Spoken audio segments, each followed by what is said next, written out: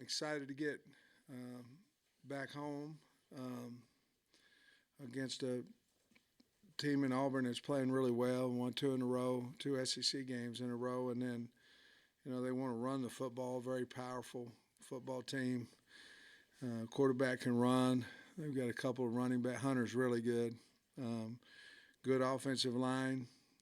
But they're a very physical team defensively, multiple fronts, probably a little bit more four down, maybe 60-40, and then they go into mint front.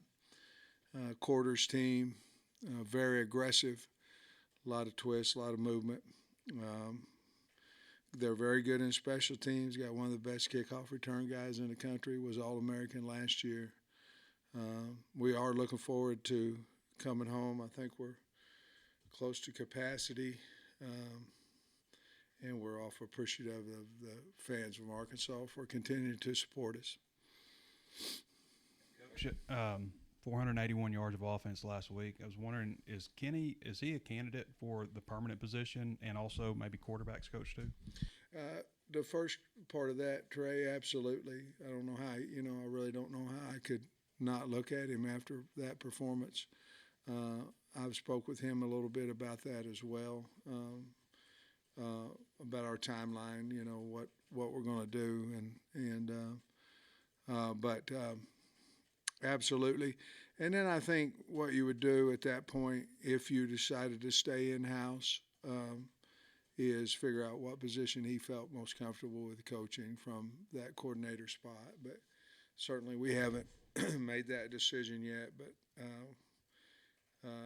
I don't know how he could have done a better job than what he did on Saturday, to be perfectly honest with you, with everything. I mean, just imagine you had a fall camp and you played that way your first game, but then you add all the things that went on, and you had a 2-week window to prepare. And I thought he called a freaking great game and had him off balance. I thought he did a great job. What are your thoughts on the tackle positions? Obviously, Kudus went down, and you made a change with Devon Manuel. How do you see that going, and is Kudus okay? Kudus, I don't know if we're going to get him back this week. He's got a high ankle, and so I just don't know if we're going to, that's depend on how high, from what I understand, how high it is, depends on the weeks. Not extremely high injury, but so, Devin Manuel played really well. Tykeist Crawford brought some juice, too. I was really, really pleased, excited for Tykeist. We'll let them battle it out this week, but I would anticipate Tykeist being over there at the right side because he earned that. He played well. And then Devin and Chamblee would be the left side guys. I think Chamblee would be our best bet to play both, and so we would probably have him be our rotational tackle as well. I wanted to check on your pass catching guys, how he's doing, and then what you got out of Satania late in the game, and then just maybe how it looks going forward at tight end.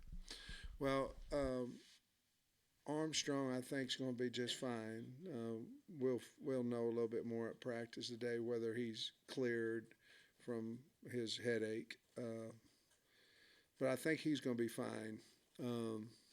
Satania, he did some good things for us. I was upset with him a little bit on the first punt, but once I looked at it on film, that the ball took for us, took a bounce to our left. I'm not for sure that he could have comfortably tried to field that ball.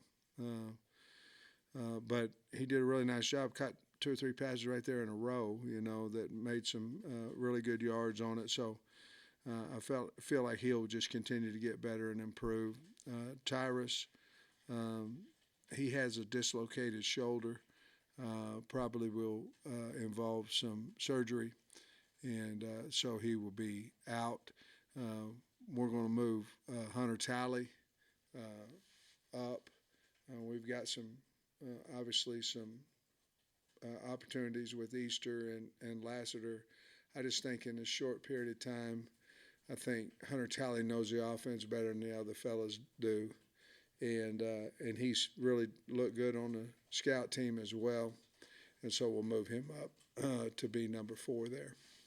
You know, when they say when a kid has a dog early, you know, that's a good sign. It looks like Braxton kind of had that mentality to rip the ball out once, did it again. Could you maybe talk about what you saw from him? And they blew the whistle on that second one. What were your thoughts about that play? Yeah, I talked specifically today with the head of officiating on 2 specific opportunities. One was at the end of the game. The other one was that specific play. And, you know, it's a very, very hard call on those guys.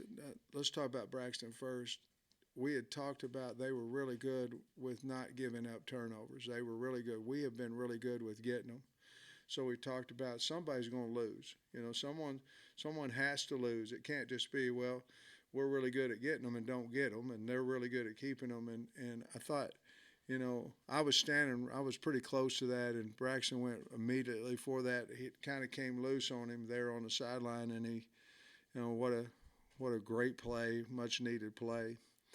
On the situation where they ruled him down or no longer advancing the football, my only thing with that is if that's the call, then they had another player that came and wiped out everybody standing there. That should, in my opinion, that should be a 15-yard penalty after the play is dead. And so I didn't think it could be one or the other. It's either our ball or they've got a 15-yard penalty. And unfortunately for us, we didn't get either one of them. And then the other one was just they had made a mistake. They didn't go into substitution protocol. In their opinion and my opinion, if they would have 8 seconds to get basically their field goal unit off the field, get their team on the field, give us 3 seconds before we have to substitute, those 8 seconds are gone, and honestly, that field goal attempt should have never been attempted. Luckily for us, I don't know how you feel if the good Lord has an opinion about who wins or not, but he got a lot of things going on, but lucky for us, and I hate it for the young man, but luckily justice was served on that one. Sam, you got a good game from Nudie the other day. 5 tackles, made some good stops in the run game and the pass, broke up 3 passes. Just what value did he bring in the snaps he played? A lot, because we were able to move Snacks to Hogg. I think that was a big deal. They were picking on us a little bit there with 1 and 3, who are fantastic players, but allowed us to move Snacks in there at Hogs. The problem is we didn't play him as much during the week at Hogg, so you know, he didn't have the opportunity to really study that position, but it allowed us to do that and move Hud back to safety, and Al, obviously he's still nursing a knee, and so it allowed us to get him off the field a little bit more. But Nudie was the most physical I'd seen Nudie play. Really made some good tackles in the open field. Obviously was really good in coverage. And that'll certainly bode well for him in the future, you know, as the next 3 games unfold. And he did a really nice job. Real proud, happy for him. That kind of leads me into my next question. Just what do you see from him in coverage that makes him effective? As I was looking at a site earlier, he still hasn't given up 100 yards as like a primary cover guy. He's got length, you know, obviously he's got length, and that's good. He's got experience. In all honesty, if he becomes a better practice player, I think he'll even become a better player, and he knows that, and he's done that, and so I'm really happy for him, proud of him that he's done that, because I think it shows on the field. But he's long and he's savvy, and he's played a lot of football. Coach, it's the tempo and the success of that was like super evident in the fourth quarter and overtime. I think especially in overtime, all 3 plays were kind of rapid fire before the touchdown. What is it about that tempo that maybe just suits KJ so well with this offense? Well, I think first of all, and I agree with you. I think it benefits the offensive line. You know, I think that's the biggest key, that you know, people aren't necessarily getting their cleats in the ground and checking to where your back is and all this kind of stuff. excuse me, because they don't have as much time. I think that's part of it. The plays that Kenny called were runs and runs. You know, they weren't run to pass. Now we called run to pass as well, but there was definitely a game plan of we're going to give it to Rocket or we're going to have KJ run it. That's what we're going to do, and those are two very good options. And so. A lot of our stuff in the past is, this season has been run to pass, where your backside is locked up in man. Therefore, you have no backup as an offensive lineman on the backside of you. You don't have any backup, and it makes it a little bit more difficult. You got to be a little stronger, a little more athletic, things of that nature. So we basically took a lot of that out of our offense, even though we did run a few plays back there like that. You already mentioned Tyke East. Anything on film stick out of like what he was able to bring to you guys other than I just think a lot of enthusiasm. He was really good in pass protection, really good, and they were trying to bull him quite a bit because he's so athletic that he was out on top of them. They tried to bull him. He set the bull down real nice. I thought he brought a lot of energy to the offense. And when I felt like we had a chance there in overtime, I talked to the captains. They never came back over on the sideline. They just stood out there on the 50-yard line talking to each other. And I thought that was really a cool sign of leadership. There was a time in mind, and I said, well, maybe we ought to get them over here and talk about what we're going to do and all this kind of stuff. But to be perfectly honest with you, you've got to wait till the coin toss to figure all that stuff out. And I thought it was a really cool sign that them guys just stood out there and they were talking. And I don't know what that had to do with your question, but and last kind of injury question. You mentioned Tank on Saturday. Is he all good? I think he's going to be fine. Had an ankle, but I think he's going to be fine. He may not practice today or limited, but I tell you what now, that's the guy that we went out and tried to get Saturday now. He was really good. Our linebackers, we got to tackle better on defense. We got to tackle better. But our linebackers basically ran free all day because of that D-line. They and we made a lot of tackles and missed a lot of. We've got to emphasize that. Coach, at the at the tight end position, obviously you already lost Luke, now Ty. Just, I guess, how tough is that? And, from that room, are you expecting everybody to be able to step up and, make up for it? I saw Saturday a lot of life out of Gums. I mean, he made some – it was the most physical he had been. Now, part of that is probably because his ankle's healed up. He's had an ankle for a long time. But I think if we show that we're too worried about it, I think it's a negative for the team. We've always stepped up, kind of like Ty did. I mean, Ty, say what you want, he was 5, on the depth chart before he got his opportunity, and then we figured out he's really good player. Somebody will step up, and I believe they'll play really well. One of those guys will really show up. It may be 2 or 3 of them, but I'm confident in that group, and I'm confident in Tally. I'd like to see what he can do. He's been very, very physical on the scout team. And then, Auburn coming to town. Hugh Freeze came in with Liberty last year. Yeah. Just overall thoughts of him and the team that he's got this year at Auburn. Hey, they're doing a really good job. I mean, they're very, very physical, both offensively and defensively. And I think they're playing their best ball right now. And Hugh's always been a nice guy, a good guy to me. I don't know him real well, but been a good guy to me, and obviously well coached. And Liberty's having a lot of success this year. Jamie Chadwell's doing a wonderful job, but obviously Hugh left him with good players, and he's doing a good job. I'm glad he got another opportunity, and he's doing well. Sam, going back to Nudie, I remember last year during fall camp, he got a lot of work with like the 2s and the 3s, and he goes out in the season opener and has an interception.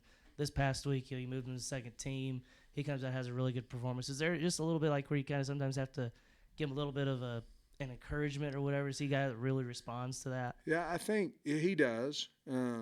You know, because you can certainly go the other way on that and never come back. You know, but it wasn't really anything, to be perfectly honest with you, about the discipline or something about that. It was, you know, we'd moved snacks to corner, and obviously we felt like Braxton was playing really well, but we always knew Nudie was a really good player, and he showed that. He's shown that a lot this year and last year, and we have a lot of faith in Nudie. He's a wonderful kid. I love him to death, and I'm glad that he had good success. And you mentioned Auburn has a really good kickoff returner. I noticed this past week Cam's kickoffs didn't necessarily always go into the end zone. Was that a strategic thing on y'all's part? No, we were trying to kick it out. I didn't want to kick it at the end. I mean, I didn't want to, and it was even on the last one. I said, Scott, he better kick this damn thing out, because we were talking about skying it, or you know what I mean. I didn't want to squib it, because you know all they needed was a field goal to win, and he did. But the value of Cam Little and really Fletcher, because there was one Cam almost missed. It was a low snap, and Max did a great job of holding, and it was kind of the difference in the game, because they had problems with their extra point. But Max and Cam and Stein and those guys, I mean, they're invaluable. And to have Cam go out there with 44 seconds left, or whatever, I think it was 44 seconds left, and kick a 49er, which you know could have went 60. I mean, he hit the blue tarp in the back, you know. Game's over if he doesn't make it, and what a wonderful clutch kick. Coach, I was curious your thoughts on Peyton Thorne. It looks like they've kind of gravitated more towards using him. They have. He can do a lot on the ground too. What are your thoughts on him as a quarterback? Well, I think he's a really competitive guy and tough, and he's fast. And so what I talked to the guys about last night, we always kind of meet at the very end of after we kind of get a thoughts on them. That I don't think there's a reason to have two separate defenses for two separate quarterbacks. I mean, because Thorne and really, Trey, it's exactly what you said. He is much more athletic than I thought he would be, and can run. So they're going to run their total RPO offense with him, and I'm sure that's why they got him to begin with. But he's throwing the ball well. He's a good quarterback. Obviously got a lot of experience, you know, coming in for him. But the thing I can say most about him is he's really, really competitive. And you can just kind of feel it through the film, to be honest with you. We always ask you what you think about 11 o'clock games, what you think about night games, but this is a 3 o'clock game. Missouri's at 3 o'clock later, and FIU, by the way, I don't know if you know, it got picked up for 6:30. Just heard that, yeah. But what do you think about 3 o'clock games, just playing in the middle of the day? That's the perfect time, really, you know, to be honest with you. Fans can have a true experience, great experience, and get home at a decent hour or whatever. And it's the greatest time if you win, you know.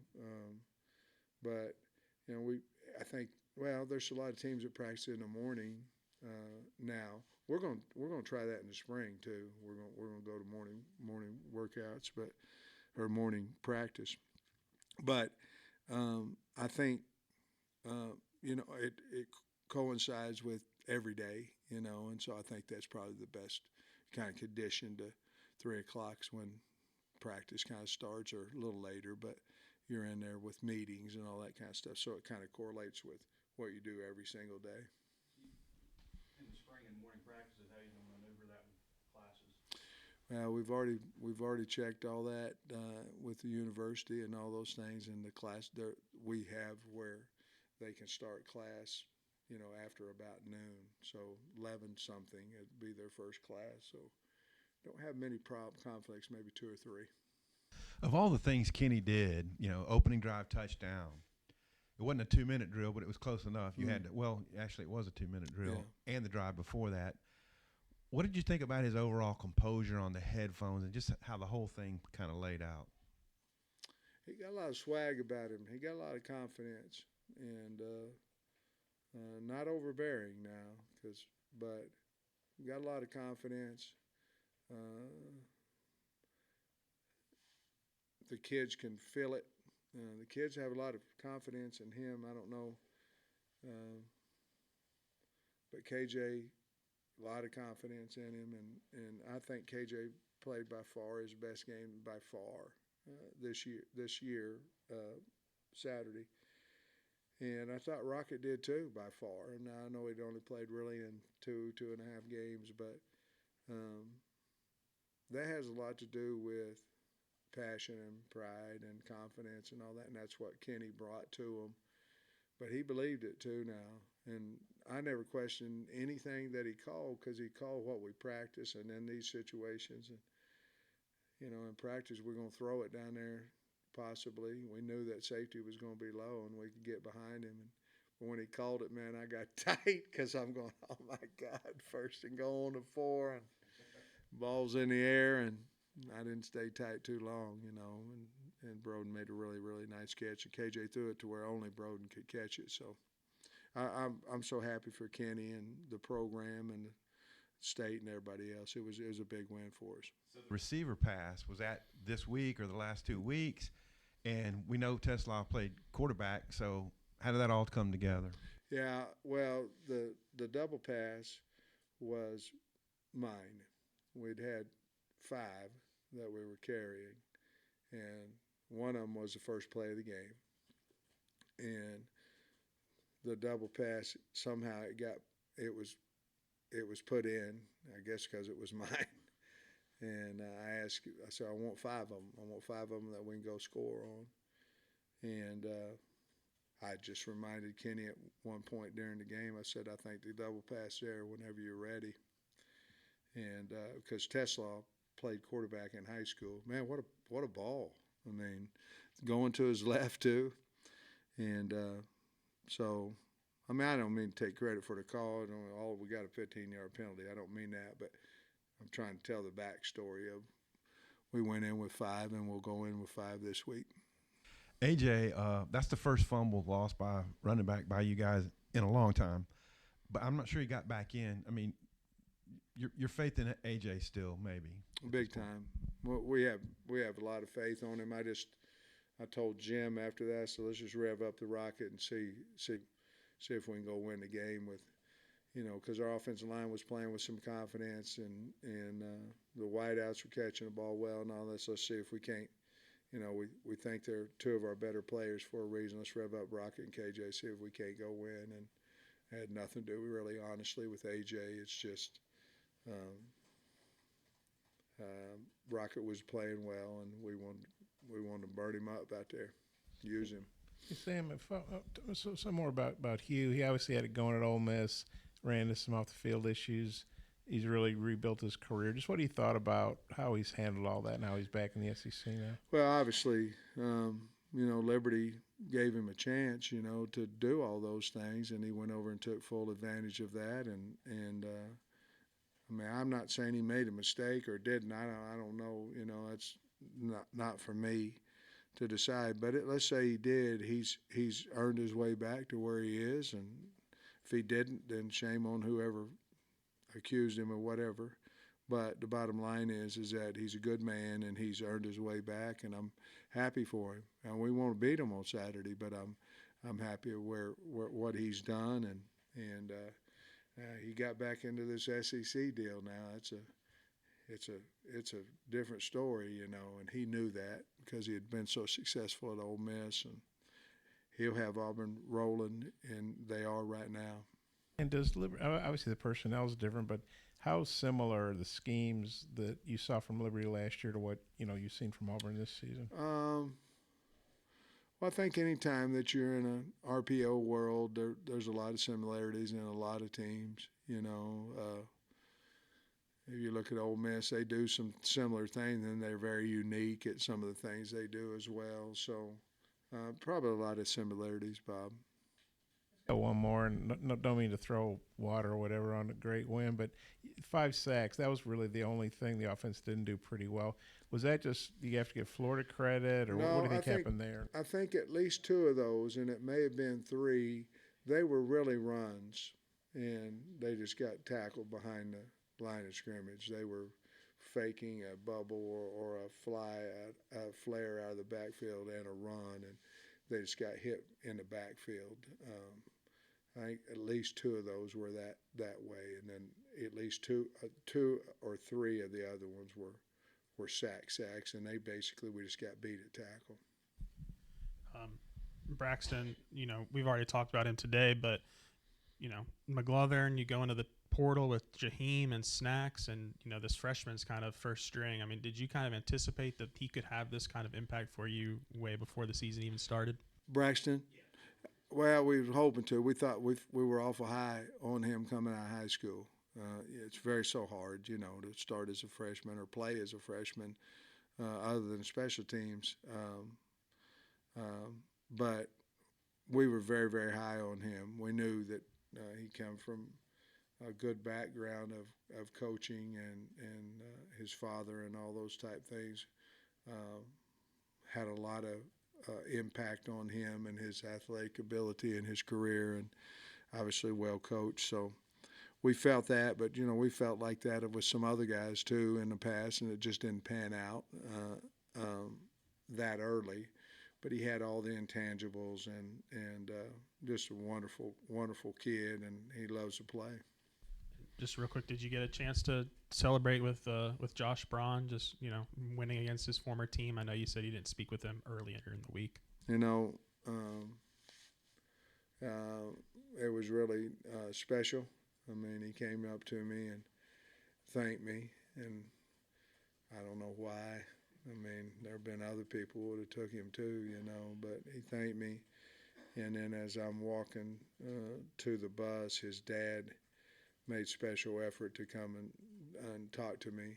And then I saw his mother as well and his wife. But his dad said some awful nice things, but it really doesn't have a lot to do with me. We gave him opportunity, and he's used it, and I was really happy for him. I just want to touch on Coach Turner for a second. What is it about him that allows, the tight end room to replenish itself? He's going to be called on to do it again. Yeah, well, I think he's a good teacher. I think that's the first thing. And, obviously we hired him for a reason, because he was at Stanford for so long and had so many different guys, and so many of them played well. Obviously they were very talented as well, but in this league, you're gonna get chewed up a little bit. There's a lot of guys down on the field from us and Florida. Very, very physical game. So you have to have that next guy ready to play, and he's done a really good job with that. And I anticipate him doing it again. But I think it's just his demeanor and his ability to teach and motivate. Hey, Coach, I wanted to ask you about the opportunity to play on Veterans Day. What's the significance to you personally, and maybe to the team, to be able to play in front of the Razorback faithful on Veterans Day? Yeah, great question. I mean, I've lost uncles, cousins in the war, and just unbelievable what the people in our country have done to fight for our freedom and our safety, and we sure want to honor that as best that we can, and it'll mean quite a bit for our team to do that on Veterans Day. And then you've talked in past weeks about not letting losing spiral within the team and focusing on the next game. Now you experience the opposite side of that spectrum. What's the key in practice this week to great win, but to move on to Auburn and focus on the Tigers? Well, I think, first of all, thank God that we got – I mean, come on, man. But we're all about accountability, and so when we came in this week, there was some things that we did well, things that we did poor. And on that sheet, whatever that's poor, we've got to emphasize that and make the kids accountable. And I had 20 plays on offense, and I think I had 16 on defense. And there's accountability, and I had, 7 maybe on special team. And there's accountability from kids. And what happens a lot of times when you win, you put it under the rug because you won. But if you don't, if you do that, you're going to get the same result. And so that it could be anything. And so I think we've got a staff that's not afraid of the players. In other words, that are willing to talk to them and be honest with them and hold them accountable. And I hold them accountable. They hold me accountable. But I think if you do that, I think you can get a better result the next week. Sometimes, you're just trying to, man, I'm glad we won. Let's get to the next game, And I just don't think you can skip skip that step of accountability, and we sure won't today. Our goal today is to have the best Monday practice that we've had all year, and that starts with accountability in the film room. Thanks, Coach. Thanks, guys. Sam, a sorority had a sign up that said Sam Pittman